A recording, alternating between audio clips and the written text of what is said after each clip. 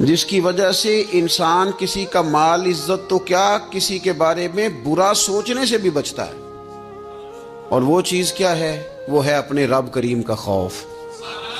اگر اسے نصیب ہو جائے نا کہ میرا مالک مجھے دیکھ رہا ہے، اور وہ دیکھ رہا ہے جو حی بھی ہے، جو قیوم بھی ہے، وہ دیکھ رہا ہے جسے نہ اونگ آتی ہے نہ نیند آتی ہے، وہ میرا مالک مجھے دیکھ رہا ہے، تو پھر انسان مکمل اجتناب کرتا ہے، خطاؤں سے بچ جاتا ہے۔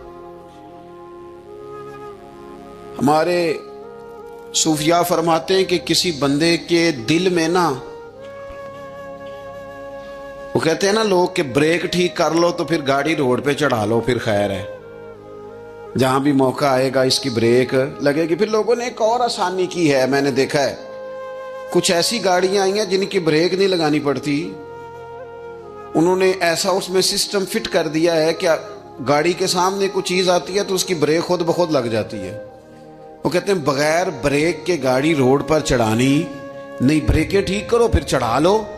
صوفیاء فرماتے ہیں کہ تم اگر چاہتے ہو نا کہ انسان جرم نہ کرے، خطا نہ کرے، لوگوں کو تنگ نہ کرے، تو اسے سوسائٹی کے اندر بھیجنے سے پہلے اس کے دل میں اللہ کا خوف پیدا کر دو۔ اگر اس کے دل میں تم خدا کا خوف پیدا کر دو گے، پھر تم اسے جہاں بھی چھوڑ دو گے وہ کوئی نقصان نہیں کرے گا۔ لیکن اگر خوف خدا نہیں نہ ہوگا،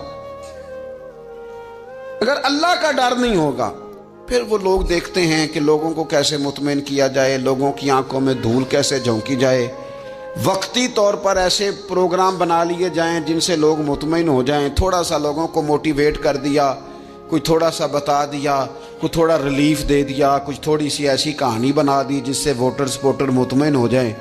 لیکن فی نفس سے ہی بندہ نیک کب ہوتا ہے؟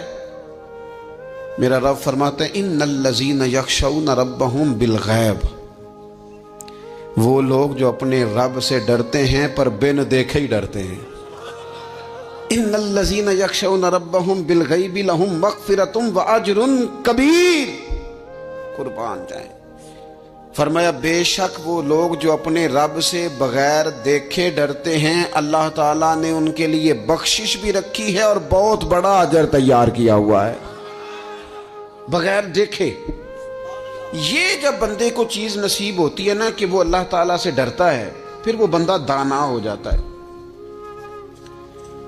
پھر وہ بندہ معاملہ فہم ہو جاتا ہے، وہ بندہ سمجھدار ہو جاتا ہے۔ قرآن مجید نے کہا یا ایھا الذین آمنوا ان تتقوا اللہ یجعل لکم فرقان۔ میرا دل کرتا ہے کہ امت مسلمہ اس آیت کو یاد کر لے۔ رب فرماتے ہیں اے ایمان والو، اگر تم اللہ سے ڈرو گے نا تو اللہ تعالیٰ تمہیں حق اور باطل میں تمیز کرنے کی قوت عطا فرما دے گا۔